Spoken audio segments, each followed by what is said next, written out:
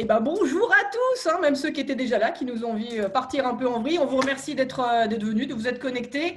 Alors, avant que je laisse la parole à mes deux amis, je vous rappelle qu'on vous attend sur le salon, que tous les conférenciers, les exposants, vous en avez deux magnifiques qui sont là, vous attendent pour répondre en vidéoconférence à toutes vos questions. Il faut cliquer sur le petit plan. S'il y a des joueurs, je sais qu'il y a des joueurs, vous pouvez cliquer sur la roulette et là, vous ne savez pas sur qui vous allez tomber, mais il sera forcément sympathique. Donc, aujourd'hui, une petite conférence. Si, ils seront sympathiques, bon, sauf David et Alice, mais c'est pour ça qu'ils sont avec moi.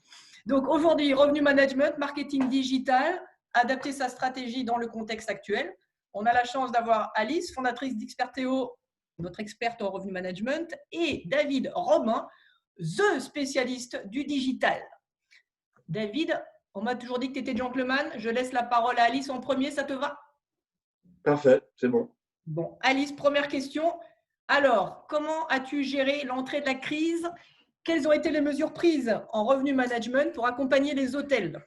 Alors, autant vous dire que nous venons de passer une très belle période avec les hôtels. En fait, je vais vous partager juste quelques points qui vont vous permettre de mieux comprendre la façon dont on a travaillé pendant toute cette période, sauf que, bien évidemment, je n'arrive plus à le mettre en place. Alors, je vous demande juste… Donc, Alice, c'est le revenu management. Ne vous inquiétez pas, le digital, c'est David. Voilà. Bon, je le mettrai pour la deuxième slide, c'est pas grave.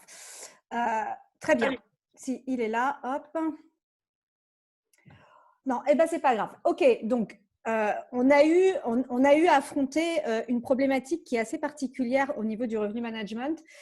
C'est qu'il a fallu apprendre à composer sans analyser ce qui se passait antérieurement et sans le reprojeter sur ce qui allait se passer après. C'est-à-dire qu'il a fallu changer complètement notre mode de fonctionnement, vu que du jour au lendemain, les ventes se sont arrêtées. Changer complètement notre mode de fonctionnement, ça veut dire aussi ne plus se fier à des outils auxquels on se fiait auparavant. Et ça voulait dire aussi travailler de manière beaucoup plus proactive et surtout réagir aux différentes actions qui avaient été, enfin différentes informations qu'on reprenait tous les jours. Donc, les points qui sont primordiaux, si certains d'entre vous sont hôteliers et qu'il faut vous assurer pour une reprise pérenne et saine qui est en train de s'amorcer et qui va continuer par la suite, c'est déjà de vous assurer d'avoir fait ce que nous avons déjà fait depuis 2 mois avec tous les hôtels, mais de travailler vos plans tarifaires, déjà de s'assurer que vous n'avez plus aucun plan tarifaire non remboursable, non échangeable, qu'on est devenu totalement flexible, alors que c'est vrai que c'était quelque chose qui au préalable n'était pas vraiment applicable, c'est de repenser totalement la façon de fonctionner et de la repenser de façon à pouvoir s'adapter à n'importe quelle forme de clientèle. C'est-à-dire qu'aujourd'hui, on ne sait pas qui va venir dans nos hôtels. D'habitude, on a nos tableaux, nos prévisions, nos historiques qui nous permettent de dire bon, ok, là, on sait qu'on va avoir de la clientèle américaine. Là, on ne sait pas qui on va avoir. Donc, quand on ne sait pas qui on va avoir, il faut anticiper l'offre la plus flexible qui soit. On en a aussi profité pendant toute cette période-là pour anticiper 2021, parce qu'en l'occurrence, quand on a des hôtels qui sont dans des stations de ski, par exemple, qui ont vu quand même leur saison être drôlement écourtée, il a fallu anticiper le fait qu'on allait avoir des reports sur 2021. Donc, une fois n'est pas coutume, on a positionné 2021 très tôt dans l'année, ce qui permettait d'avoir plus de visibilité sur les différentes plateformes et ce qui permettait de pouvoir anticiper quelques ventes qu'on pourrait avoir longtemps à l'avance. Ça, c'est la première chose. Ensuite, on a retravaillé les contenus. Et ça, c'est un point qui est très important aussi. Ça permet aussi à ce moment-là de refaire un point sur qu'est-ce que j'ai à vendre, comment je le vends, est-ce que mes photos sont nickel, est-ce que ça représente bien ce que je veux vendre, est-ce que je fais un peu rêver, est-ce que je fais un peu envie aux gens. Et parce qu'on le voit aujourd'hui, ils ne veulent pas grand-chose d'autre que de se changer les idées, les gens maintenant. Donc, il faut avoir un produit qui permet d'avoir quand même, de faire un petit peu rêver les clients.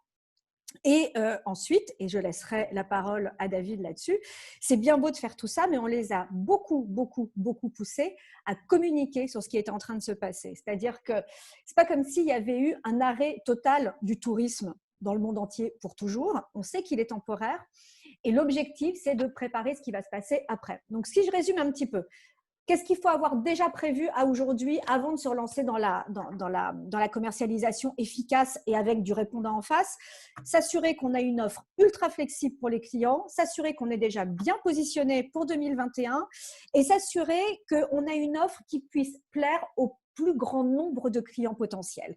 Et toutes les petites offres un petit peu niches qu'on pouvait faire, on les oublie pour cette fois-ci et on communique quelque chose de simple, clair et précis et surtout, on le communique intelligemment. Et là, David, je te passe la parole. David, oui, d'un point de vue digital, comment on met en valeur tout ce que Alice nous a préconisé de faire? Alors, bonjour tout le monde déjà, pour ceux qui sont arrivés entre-temps. La première action qui a été faite, c'était simple, c'était déjà d'informer les visiteurs des sites web. Donc là, il y a eu, la principale action, c'était de mettre des fenêtres, des pop-up, comme on les appelle, directement sur les sites pour afficher, nous sommes fermés, nous allons rouvrir à telle date. Donc souvent, les dates se sont décalées parce que le 16 mars, il y avait zéro visibilité, c'était nouveau pour tout le monde, on était un peu tous catastrophés. Donc là, régulièrement, on changeait la date. Enfin, c'était vraiment de passer le message, bonjour, nous sommes fermés. Mais je fais juste un petit parallèle, c'est les hôtels ont fermé, juste, ça c'est important de le dire, parce que j'ai une cliente l'autre jour qui m'appelle, qui me dit, tiens, les gens ne sont pas au courant finalement qu'on est ouvert, qu'on est rouvert. Et ils pensent qu'on est tous fermés comme les restaurants. Donc finalement, le public aujourd'hui lit beaucoup les hôtels aux restaurants au niveau des arrêtés, comme quoi il fallait fermer. Mais juste le petit clin d'œil, c'est que les hôteliers n'ont jamais eu l'obligation par arrêté de fermer leur hôtel. Ils ont juste fermé parce que ils avaient plus, la demande était arrivée à zéro, néant, comme c'est jamais arrivé dans le monde de l'hôtellerie, je pense que depuis que l'hôtellerie existe. Donc ça, c'était juste un petit rappel. Donc à la limite, passez le message autour de vous, comme quoi les hôtels sont ouverts, et allez-y, vous pouvez retourner dans les hôtels, quoi. C'est important. C'est de ne pas les lier aussi au restaurant. Et voilà, après, en termes de communication, moi, au début du confinement, à part dire aux clients, écoutez, là, il faut mettre une fenêtre, une pop-up pour informer le visiteur. Et après, le petit conseil que j'ai pu donner également, c'est de dire, je crois que c'est aussi le moment qu'on n'a jamais eu, c'est du temps pour se poser et réfléchir à dire, comment moi, je vais travailler sur ma différenciation, sur mon ADN, comment je vais être différent, comment je vais améliorer le parcours client. Enfin voilà, c'est tout plein de choses que finalement, on n'a jamais eu trop le temps de faire parce que tête dedans, et parce que ça s'est toujours aussi peut-être assez facilement rempli dans les hôtels. Donc, on ne s'est jamais trop posé ces questions. Donc là, c'était peut-être le moment. Là, on a eu beaucoup de temps pour le faire. Donc, pousser le séjour, pousser alors l'expérience, toujours un mot qui revient beaucoup, mais bon, expérience, le bon séjour, le local, réfléchir au local autour de son hôtel, toujours dans l'amélioration. Bon, l'hôtel, il est nickel, ça c'est la base, mais d'aller plus loin que l'hôtel et vraiment pousser l'expérience séjour. Donc là, on a eu du temps pour ça. C'est simple de mettre un pop-up, c'est pas compliqué. Quand on se met en rapport avec toi, tu as rajouté un pop-up sur son site. Oui, non, ça c'est juste, ça se fait très rapidement et c'était une action très simple, ça. C'est pas compliqué du tout. Non. D'accord, donc ça a permis à tout le monde d'informer et en même temps de rassurer les clients. C'est ça, tout à fait. Donc, première action, c'était ça. Informer. Après, il y en aura d'autres, mais ce sera dans la suite. Mais justement, Alice, qu'est-ce qui se passe en ce moment? En ce moment, à part partir tous en France et de préférence vraiment la France, comment on appréhende l'été? En ce moment, ça va mieux. Alors, et surtout, ce qui va mieux, c'est que je trouve un moyen de vous partager mon écran. Donc, voilà, nous y sommes. Donc, j'arrive sur la deuxième slide que je voulais vous présenter. Tout le monde le voit? Oui! Magnifique. Hop. Très bien. Donc, en fait, comment envisager la reprise qui arrive et qu'on voit aujourd'hui se réenclencher petit à petit.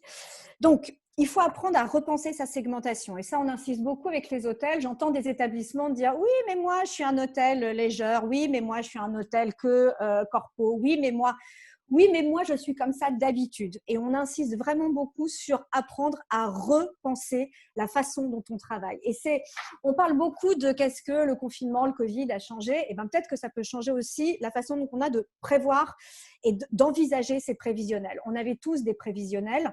Et en fait, le but, c'est pas de se dire, bon, bah, comme les corpos vont pas pouvoir venir, bah, j'aurai personne. C'est non, comme les corpos ne viennent pas, qu'est-ce que je vais aller chercher et quels sont les clients que je vais aller, que je vais essayer de séduire. Il faut savoir qu'on a vu beaucoup d'hôtels casser leur prix. Et alors, on insiste vraiment sur ce point-là. Il est inutile, mais totalement inutile de casser ses prix en ce moment. C'est justement l'inverse d'un mode de fonctionnement de revenu management. Le revenu management, quand on casse les prix, pour reprendre cette expression assez classique, on baisse ses prix pour générer de la demande qui n'est pas naturelle et on l'accompagne, et je reviens encore sur David, par de la communication parce que si on n'est pas visible, de toute façon, on a beau avoir une offre très attractive, elle ne sera pas vendue.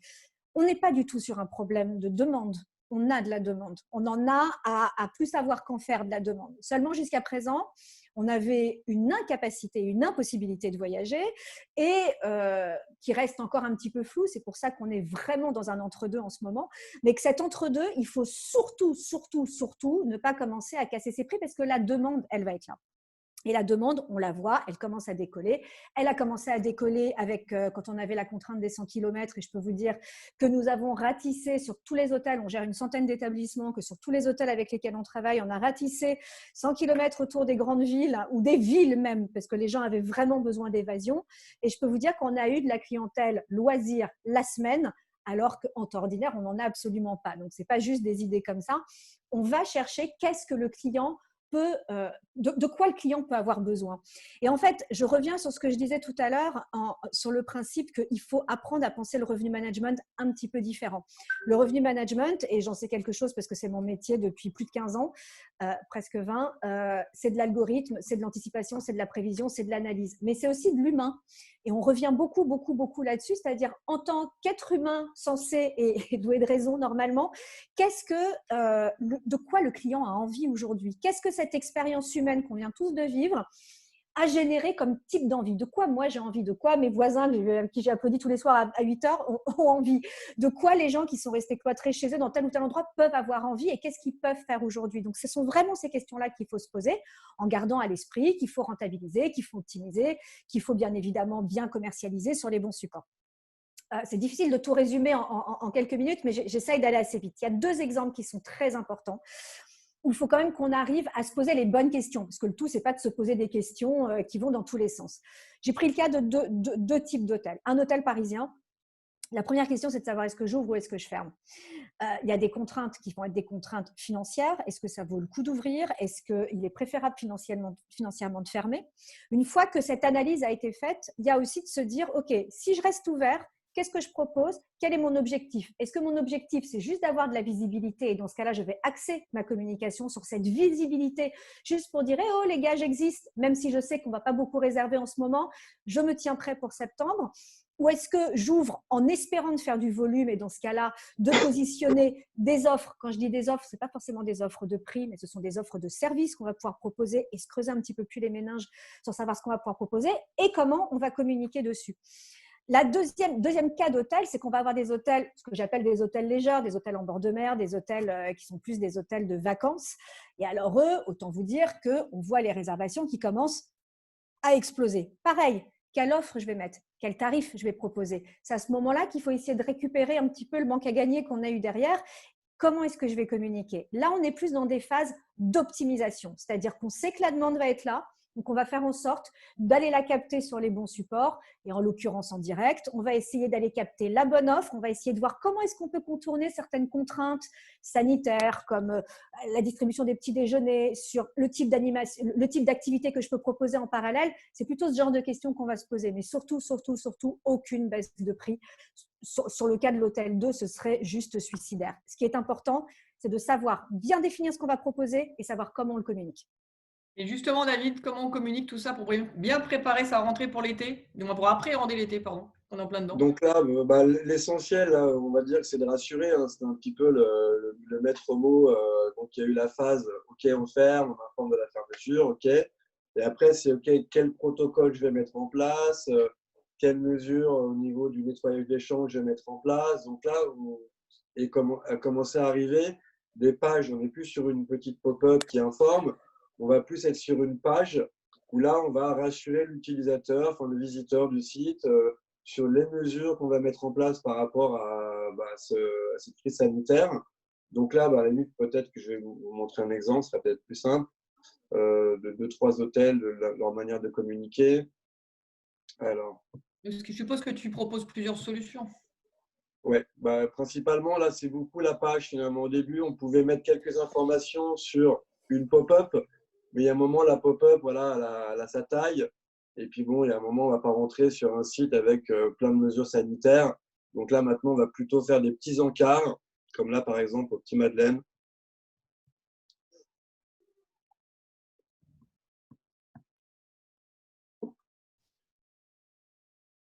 Voilà, donc là, on arrive sur le site, on défile légèrement, et là, voilà, on a une petite… Alors, on aurait pu le mettre en page d'accueil, mais après, c'est aussi un peu le choix de quand même vendre un petit peu l'expérience. Et après, en défilant, on va tomber sur un petit encart annonce relative au Covid. Voilà. Et là, après, donc, on va rassurer l'utilisateur sur qu'est-ce qu'on a mis en place. Et après, pareil, ce qui est assez important, c'est d'essayer de trouver un peu les beaux mots, quoi. Pas faire peur, pas refroidir le visiteur. Voilà, votre nouveau parcours client pour votre santé, bien-être. Enfin, après, on descend, voyez-les sereinement. Vous voyez, c'est trouver un peu des messages positifs. Donc ça, c'est important. Après, on peut aussi aller sur du picto. Donc, ça peut être un peu plus visuel et moins pavé de texte avec listing de mesures mises en place au niveau des hôtels. Donc voilà, c'était beaucoup la deuxième action qui est arrivée, c'était de mettre en place des pages liées aux mesures, quoi, où on va essayer d'être le moins anxiogène possible, quoi. Voilà, après, on peut prendre d'autres exemples. Qu'est-ce qui a été fait également? Alors après, ce qui a commencé à arriver aussi, c'est les hôtels qui ont plus, enfin les petits groupes d'hôtels, qui eux donc ont commencé aussi bien sûr à rassurer, mais donc ont pas rouvert tous leurs hôtels. Donc du coup, on redirigeait du trafic sur les hôtels ouverts. Comme par exemple, on a le Coq qui a fait ça. Donc là, tout simple, on arrive sur le site de l'hôtel.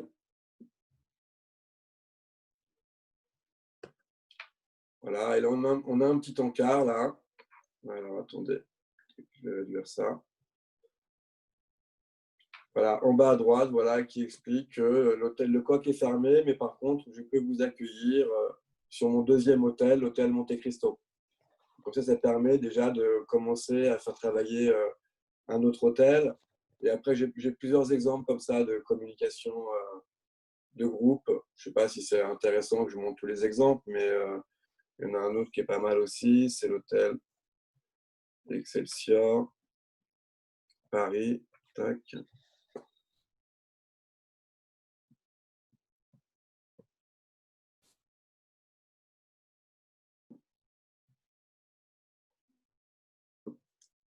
Voilà, donc là, c'est la petite fenêtre, pareil, qui passe un petit peu le message. Et sur d'autres hôtels, ça redirige sur l'Excelsior. Voilà ce que je peux dire sur ça.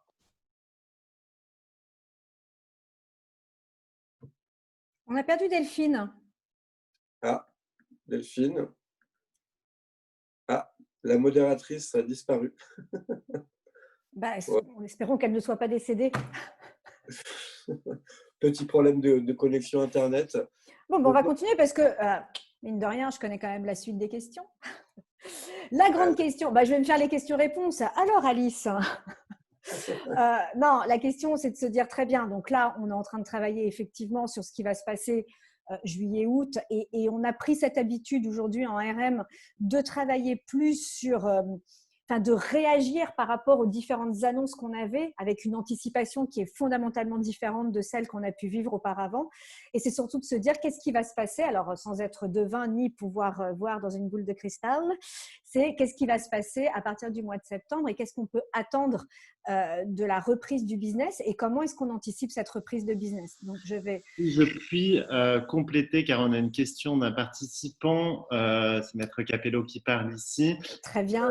Pensez-vous qu'à cause de la crise, le comportement vont avoir changé au point de vue des données historiques antérieures à la crise?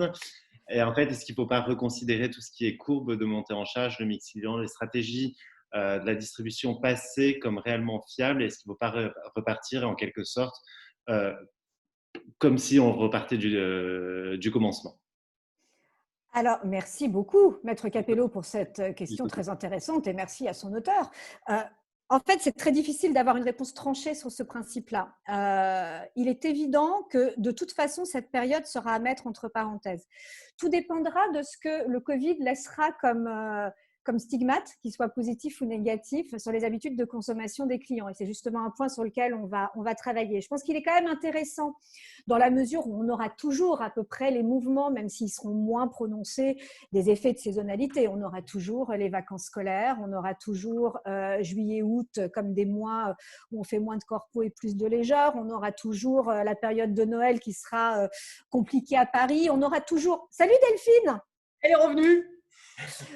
On aura toujours ces principes-là, mais ils sauront surtout apprendre avec beaucoup plus de distance. Et c'est une magnifique transition par rapport au point que je voudrais aborder maintenant, qui est, permettez que je fasse un petit peu de notre promo. Ça fait 12 ans qu'on existe et 12 ans qu'on dit, OK, les algorithmes, les machins, les courbes de montée en charge automatisées, l'IA, c'est super. Mais tout ça sans un cerveau humain derrière, c'est apprendre avec des pincettes parce que grèves qui peuvent arriver, parce que commentaires clients qui prennent vraiment une ampleur très, très importante sur le choix du client, où on sait que le tarif n'est plus un critère déterminant de choix. Mais je dois vous avouer qu'en disant que notre société, c'est remettre l'humain au cœur du revenu management, on ne s'est jamais dit, parce que comme ça, si un jour il y a une pandémie, eh ben, les gens ils comprendront bien de quoi on parle. Mais j'avoue que ça tombe un peu un point nommé parce que ce qui s'est passé là montre bien qu'aujourd'hui, les hôtels qui sortent leur épingle du jeu et qui arrivent aujourd'hui à reprendre une activité en adéquation avec ce qu'ils sont en mesure de faire, c'est-à-dire qu'on soit sur Paris ou qu'on soit à la Baule, ce n'est pas la même chose, c'est sûr. Mais en adéquation avec ce qu'ils sont en mesure de faire, c'est en apprenant à penser en dehors de ce qu'ils ont l'habitude de faire, en ne suivant plus des courbes qui partent dans tous les sens, et à juste titre. Et c'est en travaillant, en balayant les idées reçues et apprendre à commercialiser différemment. Quand on dit commercialiser différemment, c'est d'essayer d'être un petit peu inventif. Je pense notamment on sait très bien que le Covid va changer beaucoup de choses dans notre façon de voyager et dans notre façon de consommer. Enfin, en tout cas, au début, tout du moins. Et cette façon, ça va être de dire quoi ? Je ne sais pas aujourd'hui, dans tous les nombreux participants qu'on a, qui a eu l'audace de se réserver un billet d'avion pour partir loin. En tout cas, je pense pas beaucoup d'entre nous. Donc, on sait qu'on va voyager plus près, que ça rentre aussi dans un état d'esprit éco-responsable qui est de plus en plus présent et qui a été renforcé par ce qui s'est passé ces 3 derniers mois. Donc, c'est de se dire comment est-ce que je vais faire ? Ok, j'ai peut-être un hôtel avec une clientèle italienne. Très bien, ok. Mais qu'est-ce que je vais faire si j'ai envie d'aller chercher plutôt des clients français ? Qu'est-ce qu'ils vont faire qui vont venir plutôt dans mon hôtel plutôt qu'un autre ? Qu'est-ce que je vais proposer comme offre ? Qu'est-ce que je vais proposer comme service qui sont des services en adéquation avec ce que les gens sont en mesure d'attendre ? Qu'est-ce que je vais faire pour la clientèle ultra locale ? On avait déjà vu ce principe naître avec Staycation, par exemple. Donc, pour ceux qui ne connaissent pas, qui est un site à la base, qui est un site d'hôtels parisiens destiné à des Parisiens, pour aller tester des suites, des chambres un petit peu particulières, vivre des expériences, comme on dit beaucoup, mais cette notion d'expérience, elle est d'autant plus vraie aujourd'hui. Donc, comment est-ce que je fais pour séduire une clientèle ultra locale et pour faire en sorte que 50 km, ça lui convienne, que 10 km, ça lui convienne pour venir passer un moment où la destination sera l'hôtel. J'ai en tête des établissements qu'on peut avoir dans des zones, alors pas forcément des zones d'activité commerciale brute avec Saint-Maclou en face et Buffalo Grill au coin de la rue, mais qui sont dans des zones qui ne sont pas des zones ultra sexy à la base, mais qui sont de beaux établissements proches de grandes villes. Avec un parcours client, avec des offres inventives, avec des offres attractives, on arrive à faire des choses qui permettent de driver un petit peu le business. Et c'est en mettant toutes ces idées-là bout à bout qu'on arrive à reconstituer une commercialisation qui est différente. On invite vraiment beaucoup les hôtels à avoir une réactivité permanente. On entend beaucoup d'établissements dire « Ah, de toute façon, ça ne prend pas, donc on ne fait rien », ce qui est juste la phrase la pire dans ce genre de situation. « Ok, on a fait ça, ça ne prend pas, on fait autre chose. On a fait ça, ça ne prend pas, on fait autre chose. » Et c'est d'être en permanence à proposer des nouvelles choses et à réfléchir à ce qu'on peut mettre en place. Stop à l'automatisation, je crois que c'est une évidence en ce moment. Je déconseille fortement le pricing automatique, tout ce qui pourra être automatisé dans une période si instable et qui le sera encore plus tant qu'on ne saura pas exactement comment les choses vont se passer. Et donc de prendre conscience de la limite de l'IA dans le revenu management. On s'en sert, on l'applique, on utilise plein d'outils, mais il y a un moment donné où il faut que l'outil reste à sa place et la période qu'on est en train de traverser est d'autant plus vraie en fait par rapport à l'intelligence artificielle dans notre secteur d'activité en tout cas. Et on s'est dit, et si la société changeait un petit peu quand même, si on peut avoir ce petit espoir de se dire est-ce que les gens vont quand même changer leurs habitudes de consommation pour tendre vers quelque chose d'assez positif, il faut réfléchir à ce que le télétravail a changé et dans quoi les hôtels peuvent s'adapter à ça, parce que ça veut dire peut-être moins de corpos qui vont venir séjourner, mais qu'est-ce que je peux faire pour justement donner aux gens l'envie de travailler dans la chambre d'hôtel ou le fait de pouvoir rapprocher les gens et les faire travailler et créer des espaces de télétravail parce que c'est quelque chose qui va émerger, ça avait déjà commencé, mais il y a de fortes chances pour que ça prenne beaucoup plus d'ampleur. L'importance du service, parce que je ne sais pas pour vous tous qui avez été confinés, mais moi, ce qui me manque le plus avec le restaurant, c'est le fait de me faire servir. J'ai très bien cuisiné pendant 2 mois. C'était pas de problème, mais le problème c'était que j'avais envie qu'on m'apporte à manger, j'avais envie qu'on débarrasse mon assiette. Alors les enfants ça marche 2 secondes, mais c'est pas sur le long terme. Donc l'importance du service est primordiale et c'est précisément ce qu'on recherche dans des périodes comme celle-là. Et on invite tous les hôtels à réfléchir à comment ils peuvent rendre la vie de leurs clients sympa et comment est-ce qu'ils peuvent insuffler quelque chose de nouveau.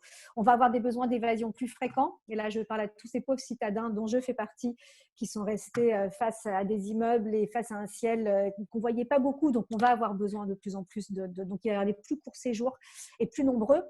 Et surtout, ce qu'on appelle la micro-aventure, qui est quelque chose dont on commence à entendre parler, qui va être d'aller se faire une petite escapade dans un endroit improbable, mais pour vivre une expérience sympa dans un hôtel qui va me proposer ce dont j'ai envie. Donc tout ça, et c'est en quoi, et je passerai la main à David, c'est en ça que le RM, c'est pas du pricing, et j'insiste vraiment là-dessus. C'est pas mettre le bon prix au bon moment. Le RM, c'est se poser toutes ces questions-là et c'est de se dire, ok, j'ai besoin de créer de la demande, j'ai besoin de créer quelque chose de nouveau, j'ai besoin de commercialiser sur des supports différents, et surtout, une fois qu'on a créé tout ça, c'est comment est-ce qu'on fait savoir au monde entier qu'on peut vivre de la micro-aventure, qu'on a des espaces de télétravail, qu'on a des services de dingue qui va faire pâlir d'envie n'importe quel palace. Voilà, donc en fait, c'est en ça que notre activité est fondamentalement indissociable de ce que peut proposer des agences comme Webcom. Et je laisse la parole à David sur ce point-là, une fois de plus. Quelle belle coordination, tu remarques, cette symbiose Quel relais me transcende. Vas-y, David, vends-nous du rêve, David. Alors, oulala. Ah si, pour la rentrée, il faut nous vendre du rêve. Hein. Bon, là, ce qu'il faut, le rêve, il part. Oui, le rêve, moi, je suis le lien entre le rêve, mais avec la réalité de ce qui se passe dans l'hôtel. Ça, c'est aussi important. Je ne suis pas magicien. Il faut aussi qu'il se passe du rêve dans l'hôtel. Et moi, ce rêve, après, avec les conseils, effectivement, à pouvoir bien transposer sur les supports digitaux, que ce soit le site, sur les réseaux sociaux, même via des campagnes Google Ads. Ce n'est pas uniquement une campagne Google Ads, ça ne va pas être uniquement pour protéger la marque par rapport à Booking qui se met entre le client et l'hôtel. Ça peut aussi pour passer des messages. Pareil, le message meilleur tarif garanti, je pense que bon, ok, d'accord, mais qu'est-ce que je vais passer comme séjour dans l'hôtel, passer un petit peu de la tranche de vie. Alors c'est vrai que finalement, c'est pas tout le temps évident, je comprends, hein, parce que l'hôtellerie, on a un lit, on a un prix, on fait du revenu, on accueille les clients avec le sourire. Mais finalement, depuis pas mal d'années, il faut essayer de sortir parce que bon, tout le monde est là, tout le monde est dans cette masse. Mais je pense que vu que là, la demande, elle a été néante, elle va être petite, ça va redémarrer tout doucement, il va falloir être de plus en plus créatif, inventif. Et donc, et ça passe par quoi? Ça passe par le service, ça passe par l'accompagnement, d'essayer de relier un petit peu ses clients dans les parties communes, ce qu'on essaye tous de faire là, depuis finalement des années, quoi, ce côté un peu lieu de vie, lifestyle. Donc là, je pense que c'est de plus en plus important de vraiment se poser et de se dire comment je peux vraiment, au-delà de cette jolie chambre et de cette jolie déco que j'ai fait, cet hôtel propre et là, encore plus propre et nettoyé de telle et telle manière par rapport aux mesures, c'est comment je vais aller plus loin finalement que mon voisin par rapport au séjour que je vais pouvoir proposer à mon client, quoi. Et c'est avec toute cette matière-là, finalement, que moi, je vais pouvoir avoir de la belle matière à mettre sur le site, à mettre sur les réseaux sociaux. Donc là, c'est un vrai travail d'équipe, finalement. Moi, je veux bien vendre du rêve, hein, je veux bien donner des idées, plein de choses. Mais après, il faut que ça parte vraiment faut que ça parte du lieu, quoi. Donc, il faut que ça parte des gens qui sont dans ce lieu. Et je sais que finalement, c'est pas, voilà, c'est presque un autre métier, là. On s'écarte un peu de l'hôtellerie, quoi. On chatouille presque l'événementiel, limite, là, depuis pas mal d'années, quoi. C'est comment je vais créer des petits événements dans mon hôtel, ou des fois, je peux être peut-être plus basique. C'est par rapport à mon client, je vais me positionner uniquement sur le client et pas sur l'offre globale, juste sur lui et comment je vais pouvoir, ce client, améliorer son séjour. Et c'est en communiquant toutes ces choses-là, je vais pouvoir finalement le faire venir et me différencier des voisins, quoi. Pousser la conciergerie à fond. Enfin, vous voyez, ça fait finalement, c'est pas que C'est lié pas au nouveau, ça, Covid. David. Ça, c'est pas nouveau, Bah, non? L'accent sur les réseaux sociaux, le digital, c'est pas nouveau pour toi. c'est l'histoire de Webcom, même. C'est pour ça que Webcom a été créé, même. Ça fait plus de 10 ans que on est là à dire qu'est-ce qu'on peut faire juste de plus que juste avoir une jolie déco et une jolie déco, quoi. Et un bel emplacement ou pas un bel emplacement, ça c'est un autre sujet. Donc, et c'est en sortant un petit peu de cette masse-là que on peut sortir son épingle du jeu, et d'autant plus en ce moment. Parce que la demande, elle est toute petite. A priori, elle va être petite pendant un certain temps, là, le temps que ça revienne. Donc, j'ai envie de dire que c'est les meilleurs qui vont la capter, hein. Donc, c'est pas en baissant mes prix que je vais capter la demande. C'est pas juste en montrant ma belle décoration que je vais capter la demande, quoi. C'est vraiment en travaillant sur le client, quoi, sur l'humain, quoi. Mais ça, c'est vrai que c'est depuis, comme tu dis, c'est depuis tout le temps, quoi. Donc, ça fait longtemps qu'on se connaît et qu'on travaille ensemble. Et d'ailleurs, j'ai un exemple sympa à montrer que je vous ai montré tout à l'heure, que j'ai oublié. Alors, je vous le partage parce que c'est typique là au niveau de la manière de communiquer. Alors, là, c'est le groupe. Je ne sais pas si vous connaissez le groupe Inwood. Si. Un joli petit groupe avec plein Oui, de, petit groupe parisien. Même pas que avec parisien, petit groupe non, parisiens. Là, il y en a à Bordeaux, Arcachon, ça partout. se développe. Et j'adore juste enfin voilà, leur manière d'approcher finalement le client, quoi. Parce que c'est plus ça l'essentiel. Donc là, c'est pas, je vous montre pas le site, hein, c'est surtout voilà comment aujourd'hui, quand ils vont parler justement de mesures sanitaires, ils vont plus vous parler du nouvel art de vous recevoir. Vous voyez, c'est ça. Enfin, et quand on rentre dans cette page, voilà, c'est typiquement, je trouve c'est l'exemple probant, quoi. L'art de faire briller, l'art d'accueillir. Enfin, je trouve ça juste l'art de veiller. Enfin, pour moi, c'est une approche qui est très humaine, quoi, qui est sensible, voyez. Enfin, et je pense que c'est ça qu'il faut beaucoup pousser aujourd'hui. C'est de se dire, tiens, comment je peux faire en sorte que mon client, parce que finalement, c'est des outils de communication, mais c'est surtout des outils de comment je vais améliorer le séjour de mon client. Et c'est tous ces points-là que je vais utiliser finalement pour ma communication. Vous voyez, c'est lié, quoi. Pourquoi mon client, quand il va faire son check-out, il va se dire non, mais quand est-ce qu'on y retourne? Quand est-ce qu'on retourne voir voilà, enfin, Donc, il faut continuer à faire rêver à travers la communication, les pictos, le message rassurant, continuer à faire rêver, même si la situation est Et surréaliste. surtout communiquer, je crois que le point qui est super important, c'est qu'on a beau faire toutes les offres, tous les services possibles, et nous, on le voit avec nos équipes et les hôtels avec lesquels on travaille.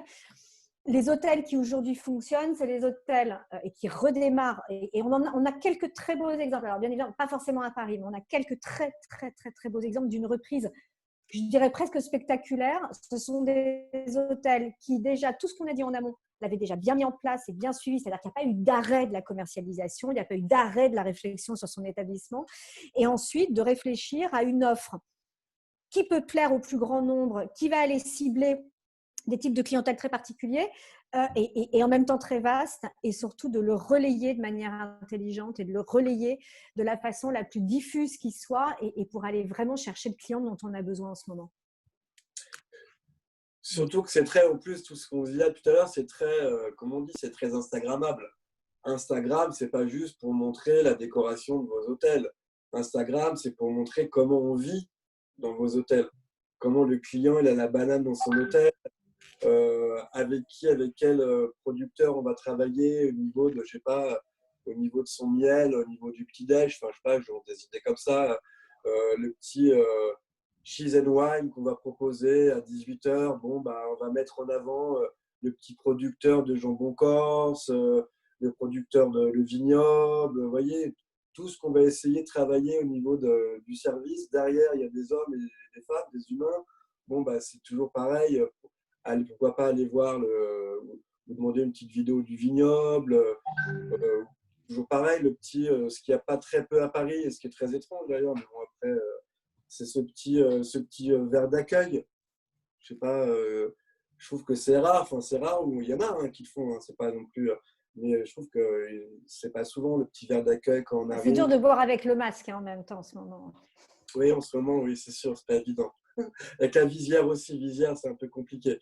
Mais voilà, je trouve qu'en plus, ce verre d'accueil, c'est un peu le welcome, où on a passé 10 heures dans l'avion, on est fatigué, on arrive à la réception, et bon, bah là, on a le super sourire, on a l'accueil du réceptionniste qui vous invite à vous asseoir le temps de faire ce check-out, avec un petit pot d'accueil, vous voyez. Et donc, tout ça lie aussi essayer de faciliter aussi ces check-in, et surtout le check-in. Moi-même, je me suis vu des fois arriver dans des hôtels où c'est vrai, on a fait le voyage, on est fatigué. Bon, bah, là, on est reparti à attendre une demi-heure pour faire son check-in, voilà, sans un petit peu d'accueil, sans tout ça. Enfin, c'est tout ce parcours, finalement, client de bout en bout qu'il faut essayer toujours, limite de remettre en question et d'améliorer, quoi. Alice, petite question pour toi, parce qu'on commence à avoir des questions. À ton avis, quelles sont les destinations qui fonctionnent, et est-ce que tu penses que le last minute va exploser? Ah oui, déjà, oui, alors le last minute va exploser. Après, le last minute va exploser dès qu'on sera sûr de pouvoir faire, dès qu'on sera sûr que tous les restaurants seront ouverts, dès qu'on sera sûr que les spots touristiques seront ouverts. C'est difficile de dire oui, mais il n'y a pas de raison que ça ne marche pas. En revanche, il y aura beaucoup moins de dispo, je pense. Donc, je ne suis pas sûre que d'attendre le last minute en tant que consommateur soit une très bonne idée. Pour les hôtels, de toute façon, ils ont déjà suffisamment de demandes. Après, ce qui va marcher, j'en sais rien, mais ce qui marche déjà aujourd'hui pour cet été, c'est toutes les destinations balnéaires. Alors ça, c'est inévitable en France.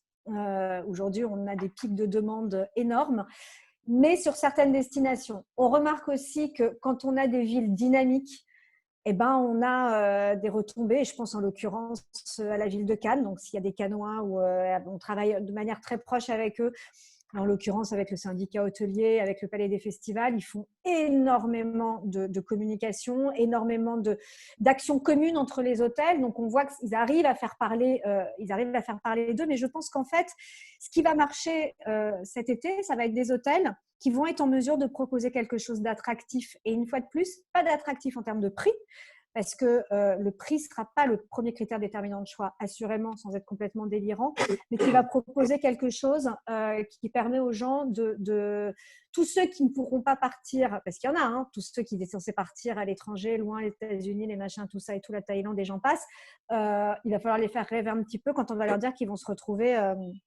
sur la côte atlantique. Donc, c'est de leur proposer vraiment un service et un produit tant qu'on ne sait pas encore comment les frontières vont être ouvertes d'un point de vue sur Schengen. de proposer quand même quelque chose. Et une fois de plus, il faut garder aussi à l'esprit que même quand les frontières seront ouvertes, on ne sait pas encore comment le trafic aérien va pouvoir fonctionner. Donc, il faut envisager que beaucoup de gens viendront en voiture ou utiliseront de toute façon des transports terrestres. Donc, il faut garder tout ça en considération pour voir quel type de clientèle on peut aller chercher. Mais de dire une destination qui marchera plus qu'une autre, c'est de toute façon toutes les destinations qui arriveront à proposer quelque chose d'attractif aux clients. Mais justement, il y a une personne qui nous écoute qui avait posé une question tout à l'heure au début, qui dit: bonjour, je trouve très étonnant de dire qu'il n'y a pas de problème de demande. La demande en France, c'est 40% d'étrangers. Les hôtels 4-5 étoiles se retrouvent dans des situations compliquées. La baisse des prix pour s'adapter à une clientèle française n'est pas incohérent. D'ailleurs, les prix ont déjà baissé. Ouais, alors moi, ce que je peux répondre aussi, c'est que je n'ai pas le pourcentage en tête de tous les Français qui partent très loin avec des niveaux budgétaires très élevés. Où est-ce qu'ils vont partir, ces gens-là? Voilà. Donc, bien sûr que la clientèle, et c'est exactement, à mon sens, le travers dans lequel il ne faut pas tomber. Parce que dans ce cas-là, si je prends certains exemples d'hôtels qui, l'été, remplissent avec que de la clientèle du Moyen-Orient, pour reprendre cet exemple-là, si effectivement ils proposent le produit qu'ils proposent, je ne parle même pas de prix, je parle du produit qu'ils proposent habituellement à la clientèle du Moyen-Orient, qui est un produit bien spécifique, effectivement, ils vont avoir personne. Si maintenant ils repensent le produit pour essayer de satisfaire une clientèle, de se positionner sur les bons supports de communication pour aller parler à ces gens-là maintenant en leur disant « Ok, vous ne partirez pas à Maurice, à machin, à tout ça, ou en Thaïlande, ou peu importe, mais voilà le type de produit qu'on peut vous proposer. » Et on travaille beaucoup sur le luxe. On travaille beaucoup sur des hôtels 4-5 étoiles et je peux vous dire qu'on est assez surpris de voir les mouvements qu'il peut y avoir. Donc, je ne dis pas que ça va être rempli à 100% de Français ultra fortunés qui vont être hyper contents d'aller passer leurs vacances à Cabourg. Ce n'est pas ce que je dis. Ce que je dis juste, c'est que à force de fonctionner en se disant c'est 40% de clientèle étrangère, elle ne viendra pas cette année pour les 3/4 si c'est de la clientèle hors Schengen. Qu'est-ce que ça veut dire? Que les hôtels seront vides? Non, ça veut dire que tous ceux qui ne peuvent pas partir dans ces territoires-là vont quand même partir quelque part. Et il y a un pouvoir d'achat qui est assez conséquent sur ce type de clientèle, qui est la clientèle internationale française, qui part passer ses vacances à l'international. Alors, on a Jérémy, justement, du groupe Inwood, qui a réagi grâce à l'intervention de David et qui confirme qu'il communique encore plus que jamais sur l'expérience client. Donc, voilà, ce que disait David, la communication, l'expérience client, il faut vraiment la recentrer plus que jamais dans notre discours et dans notre mise en avant. Merci, Jérémy. Est-ce que d'autres questions? Oui. Pensez-vous que l'utilisation des sites opaques va augmenter de la part des clients? Et si oui, faut-il laisser plus de chambres pour ce canal de distribution si on peine à remplir l'hôtel? Opaque, c'est-à-dire, Je pense qu'on parle peut-être de FIT, de tarifs plus cachés.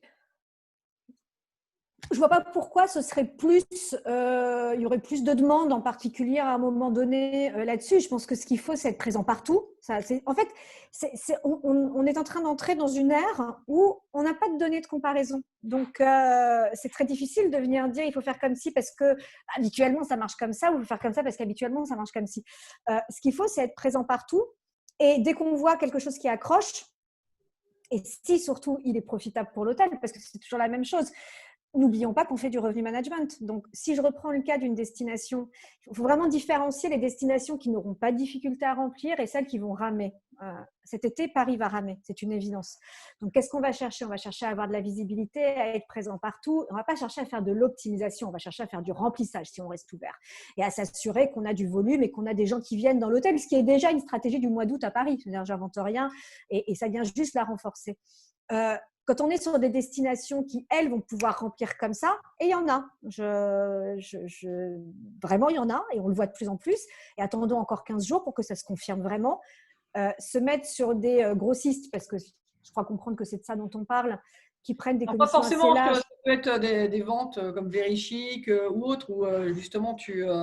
Alors là, c'est autre chose parce que quand on vend sur de la vente événementielle, on met aussi un produit en avant. Ça sert aussi à booster des périodes où on va peut-être avoir un petit peu moins de monde. C'est vraiment au cas par cas. Mais en tout cas, il ne faut pas les bannir. Ça, c'est une évidence. Il faut vraiment étudier chaque possibilité qu'on va avoir de pouvoir faire rentrer du business.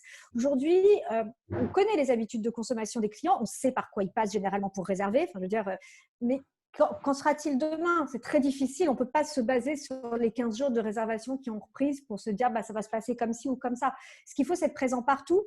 Parce que quand ça va redémarrer d'un coup, il faudra être prêt. C'est la seule chose, en fait. Et on le voit déjà sur certaines destinations. Et en l'occurrence, je peux citer la Bretagne qui remporte un succès qu'on était loin d'attendre et qui est super encourageant. Mais sur des très beaux produits et sur des hôtels qui ont fait une offre démente en termes de service, en termes de… Donc voilà. Et on a des résultats qui sont super, super encourageants. Donc c'est très difficile aujourd'hui de prévoir, donc il faut mieux anticiper. La meilleure façon d'anticiper, c'est de se laisser le champ des possibles, le plus large possible. David, pour toi, donc justement, d'un point de vue digital, pour finir, pour clôturer, avant qu'on réouvre, on continue les questions. Ouais, tu peux reformule s'il te plaît, Delphine, excuse-moi, parce que du coup, vu que Alice, elle est partie là, et tu as été bercé par Alice, donc… Mais si c'était la première fois. D'un point de vue digital, si tu veux justement clôturer cet échange pour toi en termes de communication, quelle serait ta recommandation en une phrase là pour nos amis hôteliers, restaurateurs et autres? En une phrase, ce serait pas évident, parce que ouais, du coup, excuse-moi, j'étais sur la question tarif au pack, donc j'arrivais plus à raccrocher au pack et tout. Donc, moi, c'est plus qu'une phrase, ce serait pas difficile de faire une phrase. Le client, au centre, au centre, au centre, voilà. Ce serait ça ma phrase puissante, ma phrase, hein, tu vois ce que je veux dire? Ce serait que ça, quoi, de se poser la question du client. Et je pense que c'est ça qui fera remettre un petit peu voilà, le bon parcours, les bons services, tout ce que je dis depuis tout à l'heure finalement. Mais j'ai un petit document qui date, oh là là, qui est très très vieux. Je le montre ou pas, le petit document qu'on a essayé l'autre jour, à votre avis? Oui, parce que comme tu l'expliquais tout à l'heure, ce que tu prêches, c'est quelque chose que tu nous enseignes, Allez, que tu nous dis depuis des années. D'abord, le allez, client allez. au centre, au centre, au centre. Et comme il faut le remettre encore plus au centre que d'habitude, Bon, allez, sans nous c'est les vieux parti. dossiers. Dieu sait qu'il est beau ce document. Oh là là, Bon, il a de l'âge, il a un petit peu à d'âge. Tu toutes vois les bien. personnes qui sont encore là, pardon, David, Oh! Magnifique ou pas le document? Voilà. allez Ça, David, criner, explique-nous. criner ce document, parce que finalement, c'est un vrai. C'est une vraie stratégie à mettre en place. Limite, on le met derrière le desk, on le met dans le petit bureau commercial de l'hôtel. Et voilà, on le dit, on se dit, tiens, qu'est-ce qu'on a fait? Donc, en deux mots, il est assez simple. Et, là, en haut, on a fréquemment, en bas, on a rarement. À gauche, on a le général, à droite, on a la carte. Pour donner un exemple, moi, je vais prendre l'exemple des offres dans l'hôtellerie depuis 10 ans, 15 ans. Je vois pas souvent d'offres un peu spécifiques, un peu à la carte. Donc c'est souvent des offres qui sont générales. Voilà, elles sont le early, le non refundable, le last minute, le best available rate. Voilà, donc général. C'est en gros toute l'hôtellerie, enfin une grosse partie de l'hôtellerie, pour pas généraliser, utilise ces offres. Et en plus, rarement elles changent. Donc là, on est à gauche et on est en bas. Donc là, en gros, là, on est dans le coin en bas à gauche qui dit accroche-toi, ça va être chaud. Alors que finalement, rien qu'on parle des offres, hein, on ne parle même pas après de tout le reste. Si fréquemment on fait des offres un peu différentes, un peu sur mesure, un peu sur le local, un peu sur voilà, expérience, une fois de plus, mais voilà, on sort de ces offres un peu générales. Bon, là, on va commencer à travailler peut-être plus sur le long terme, sur le repeat, parce qu'en gros, finalement, quand on travaille des offres un peu spécifiques, un peu différentes, c'est qu'on est en train de penser au client, finalement. On n'est pas juste en train de penser à son revenu ou à son chiffre d'affaires et tout ça. On est en train de dire, tiens, qu'est-ce que je peux amener comme offre sympa et différente à mon client? Donc là, on va plutôt être en haut à droite. Donc, mais ça, en plus, c'est bien, c'est que ça marche pour tout, finalement, ce scénario de vente. Plus souvent on fait des choses à la carte, donc en haut et à droite, et plus là, on va se faire une bonne réputation, on va travailler sur le long terme et on va créer du repeat. Et après, pareil, sur les autres scénarios, si on fait fréquemment du général, on est court terme. On est orienté prix. il y aura de la compète, quoi. Et pareil, quand on descend en bas à droite, le à la carte et le rarement, bon, bah, c'est risqué, quoi, parce que je vais rarement travailler des offres un petit peu spécifiques, des services, parce que ça marche aussi sur le service, hein. Est-ce que fréquemment, je réfléchis à donner des bons petits services personnalisés à la carte à mon client? Vous voyez, finalement, ce scénario, il marche pour plein de choses. Donc moi, j'ai beaucoup fonctionné sur ce scénario. C'est vrai que je suis constamment en remise en question, quoi.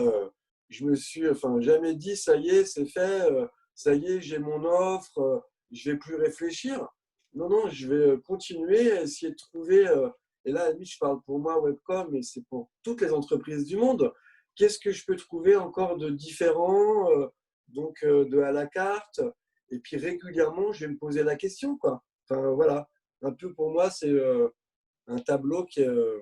Donc, faut et tout. Alors, David, faut et tout. En haut, en bas, à droite, au milieu. Pardon? Non, Ah je plaisante. Je charrie. si, je pense que. Si, vous avez compris, non? C'est d'être. Attendez, je vais le repartager, du coup, pardon. Ah bah non, non, non, non.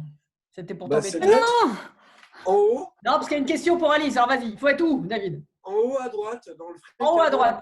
et Pour tout le monde, dans le à la carte, tu vois. tout le Et là, monde, en haut à droite. tu es dans le bon axe, quoi. Bon, Là, tu super. te positionnes finalement sur ton client, quoi. Et pas sur On leur- l'offre, sur la masse. Tu n'es pas en train de regarder juste ce que fait tout le monde et de faire comme tout le monde. Tu es en train d'essayer de toi-même te dire comment moi je peux être différent, amener une offre différente, un service différent, un séjour différent. Voilà, c'est une question, je pense qu'il faut presque plus souvent se poser que du revenu management. Enfin, je sais pas. Alors, on avait une question pour Alice. Moi, je leur fais Ouais. gagner de l'argent. Attendez. Tu leur fais gagner de l'argent, mais David aussi, Alice. Vous travaillez ensemble. Ça se discute, ça se discute. Mais oui, bien sûr. Alors, une question pour toi, justement, Alice, puisque tu fais gagner de l'argent. Hello à tous pour Alice. Attention. Concernant l'offre staycation ultra locale, quelle est ta réponse aux hôtels qui voudraient en faire et pensent que cela peut être très intéressant d'un point de vue marketing, diversification d'activités, mais qu'au niveau ressources, logistique, ROI, cela pose un problème. Je pense à des petits établissements notamment. Aussi, est-ce que vous pensez que le principe de micro-aventure pourrait aussi marcher pour les hôtels hors grande ville? Merci Alors, il y a Jean-François. beaucoup. Merci Jean-François. C'est Jean-François? C'est Jean-François Lacroix, merci. Merci Jean-François. En fait, je ne vois pas en quoi le ROI d'une offre staycation, surtout si elle est faite en direct, c'est-à-dire qu'elle peut passer par un site comme Staycation, mais si elle est faite en direct et si elle est bien diffusée, intelligemment diffusée dans un champ géographique très local, je ne vois pas en quoi le ROI serait inférieur en fait. Parce que quel était le principe de Staycation à la base, pour reprendre un petit peu? C'était de se dire, OK, le dimanche soir à Paris, les chambres de typologie supérieure, les suites, elles ne sont jamais vendues. On remplit par le bas. Donc, en gros, on met du tarif attractif sur l'entrée de gamme et après, on surclasse les gens. Là, c'est de dire, OK, vous voulez venir en suite. Donc, on fait un tarif qui est inférieur au tarif suite habituel, mais qui reste un tarif assez élevé. Et on propose des solutions, des prestations annexes, du brunch, enfin, je ne sais pas, peu importe. Et plein de choses qu'on peut proposer dedans, l'accès à la piscine, l'accès au spa. Bref. Donc, je pense que tout le monde devrait tester une offre ultra locale et la communiquer intelligemment autour de soi et qu'a priori, le REI serait pas moins bon qu'une vente booking. Donc, je pense que le ROI, non, à mon avis, est quelque chose qui peut être ça peut être très rentable. Exactement, mon chat qui participe, flop pour les intimes, que j'arrive pas à faire taire. Le deuxième point, c'était est-ce que la micro-aventure, mais bien évidemment qu'elle peut exister, mais encore plus en dehors des grandes villes, je dirais. Et là, c'est même pas tant l'expert en RM qui parle, mais juste la pauvre citadine qui n'en peut plus de vivre à Paris. Je n'attends que ça, de pouvoir bouger et aller voir un peu de nature et aller, bien sûr que elle peut exister avec une petite offre de restauration locale, avec des gens avec qui vous pouvez travailler, qui peuvent proposer quelque chose si votre hôtel ne propose pas de restauration, avec une activité qui va redémarrer parce que tout est en train de redémarrer petit à petit, avec de la thématique, avec de l'œnologie, avec le champ des possibles une fois de plus. Mais bien sûr que l'offre, la micro-aventure, elle peut carrément se faire et je dirais même presque encore plus se faire en dehors des grandes villes en ce moment. David, es-tu Oui. prêt? C'est pour toi. Christophe te pose une question. Ouais. Comment réussir à capter des clients lorsque l'on veut éviter de passer à travers les OTA? Quels sont les meilleurs canaux de communication pour promouvoir notre établissement auprès d'une clientèle spécifique? Bon, c'est un peu pour Alice aussi, mais plus pour David. Là, je dirais, le premier canal, votre vitrine, c'est le site, hein. Donc, il doit être à votre image et il doit être vivant et dynamique, hein. C'est-à-dire que si votre site, il n'a pas communiqué au minimum une fois par mois, un peu tout ce que je dis depuis tout à l'heure, hein, un petit service, un petit conseil, voilà, le petit restaurant derrière qui est sympa. Donc déjà, à la base, c'est la vitrine, c'est le site. Parce qu'après, évidemment, qu'il y a les réseaux sociaux. Et je dirais Instagram. S'il y a bien un canal sur lequel aujourd'hui il faut miser et il faut vraiment pousser, c'est Instagram. Instagram, à force de travailler, de communiquer, et plus vous communiquerez dessus, plus vous donnerez de la visibilité déjà à l'hôtel sur Instagram. Mais vous verrez qu'en plus de ça, ce sera un super générateur de trafic au site web. Et qu'on pourra trouver Instagram dans les référents, dans les sites référents, dans Google Analytics, et que tous les clients sur lesquels il y a un gros travail qui est fait sur Instagram, donc là, vous pouvez aller voir le Coq Hotel, le Monte Cristo, je pourrais vous en lister d'autres, le Laz Hotel à Paris. Quand on va dans les sites référents dans Google Analytics, le numéro 1, c'est Instagram. Donc là, c'est du concret, quoi. Insta, c'est un vrai levier de visibilité. Et avec le temps, en plus, sans lâcher, il y a un jour aussi, il deviendra donc un canal de résa. Mais pour qu'il devienne canal de résa, il y a un gros job avant, en amont, pour faire monter la communauté. Mais on ne la fait pas monter juste avec des photos de chambre. Toujours pareil, hein, toujours le même sujet, même débat. On va donner envie à cette communauté de suivre et de venir vivre le moment parce qu'on a le contenu et parce qu'on l'a fait. Donc, c'est de raconter un petit peu finalement la vie de vos hôtels avec vos clients, les jolis moments passés, et donc de les communiquer sur les réseaux et de les communiquer le plus souvent possible. Et du coup, d'en faire souvent parce qu'il ne faut pas être redondant non plus, quoi. Donc, c'est pour ça qu'il faut régulièrement se dire qu'est-ce que je peux faire comme petit event dans l'hôtel, comment je peux créer des nouveaux services qui feront plaisir le client. Donc voilà, les canaux, c'est vraiment ça, hein. Il y a un canal qui peut arriver, mais qui est un autre outil, et j'en parle aussi, c'est les visites 3D, c'est pas mal aussi. Et j'ai pas envie non plus de faire la promotion, je suis pas là pour faire la promotion aussi de mes produits, mais la visite 3D, ça peut être un bon moyen aussi de passer de l'expérience. C'est compatible Google, donc c'est-à-dire qu'elle se retrouve dans votre page Google My Business.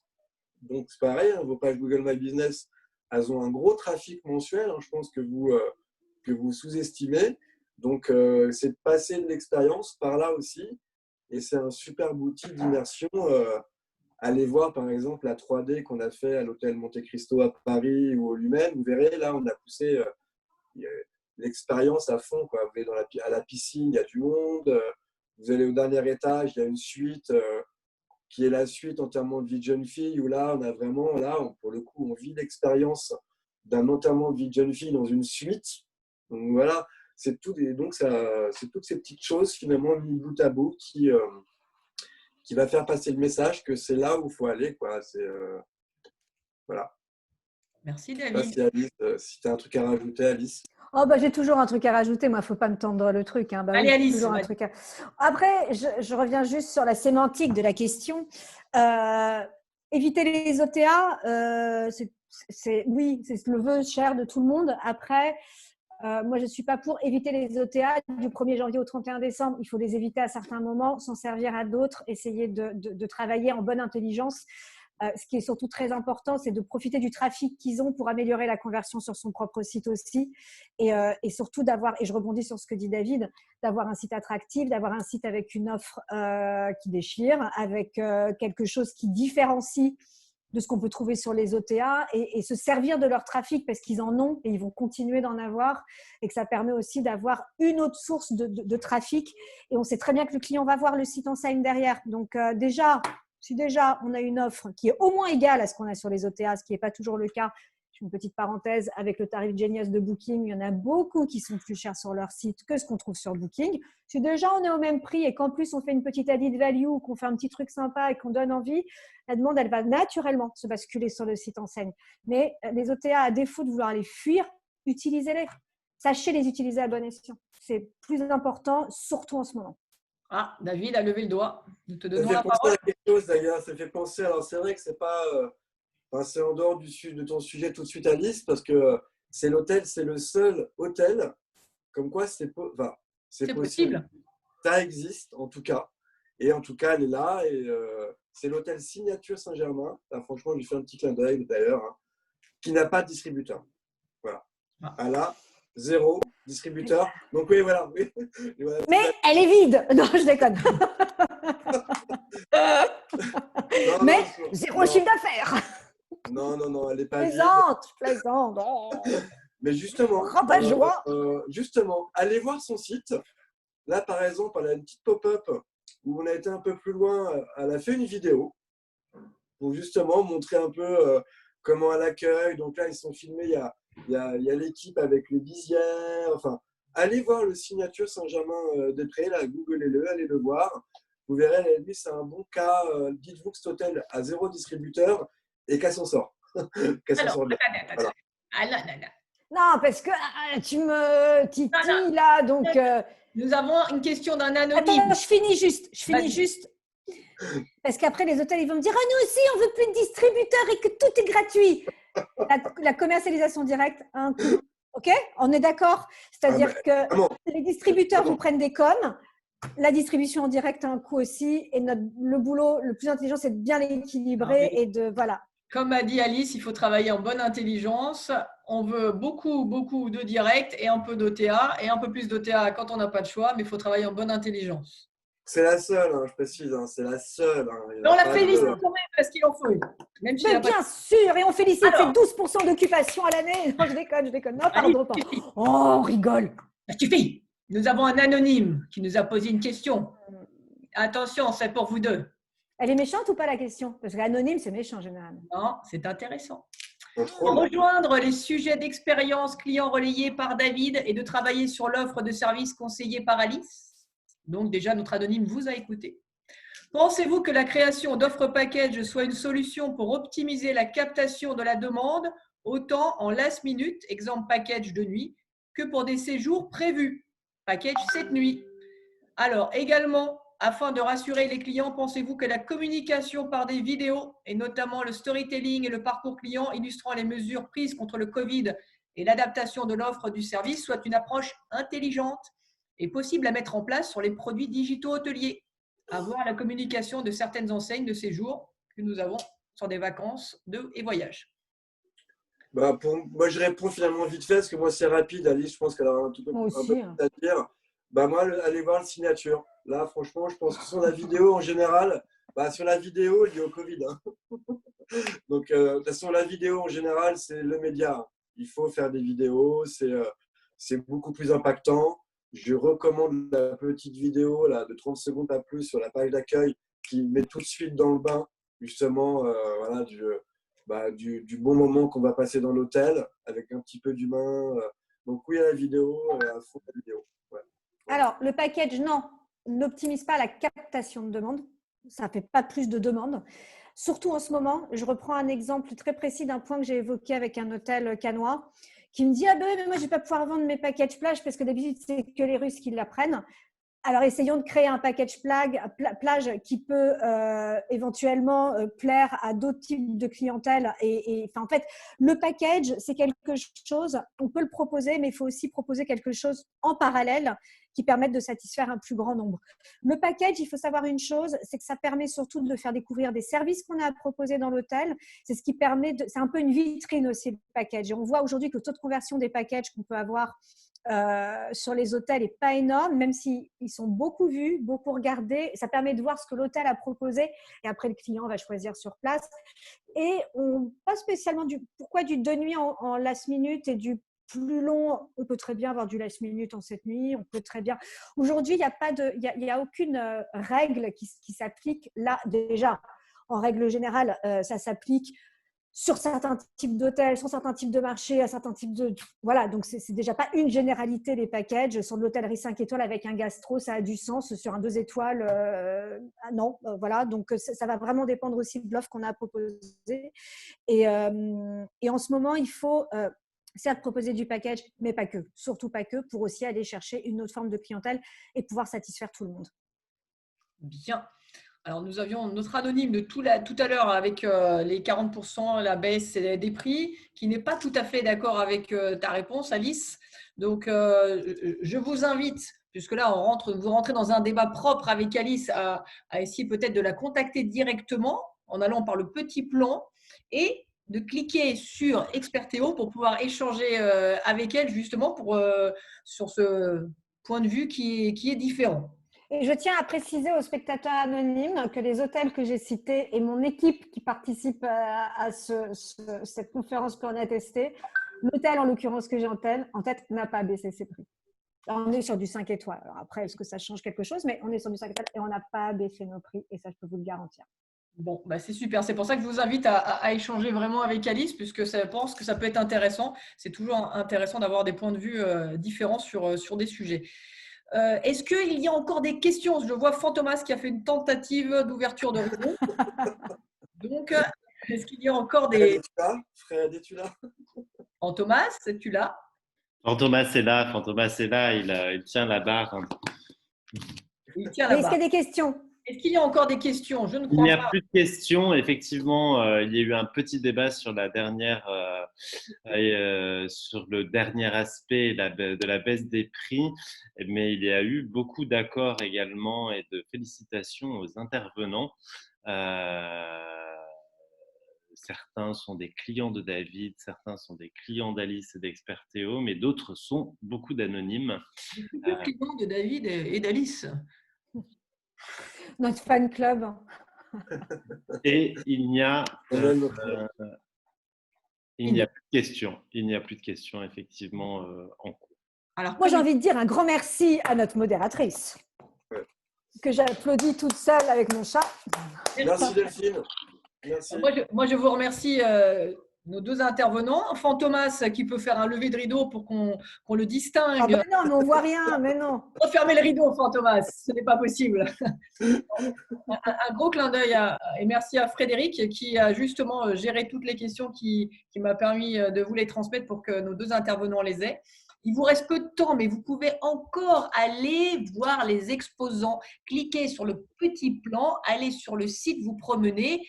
Si vous êtes fou, cliquez sur la roulette et vous en découvrirez un au hasard. Avec un peu de chance, vous tomberez sur David ou Alice. Comme ça, vous continuerez. Mais en tout cas, merci. David, Alice, un mot pour cette fin? Un mot, le mot de la fin. Bon courage à tous. Merci d'avoir participé pour ceux qui ont participé et qui sont encore là, parce que je vois qu'il y en a certains qui s'en vont quand même. C'est pas bien. Non, mais c'était comme à chaque fois que je fais une intervention avec vous, c'est cool. Donc, c'était sympa de pouvoir enfin, même virtuellement, mais reparler un peu business parce que ça manque. Voilà, merci à tous.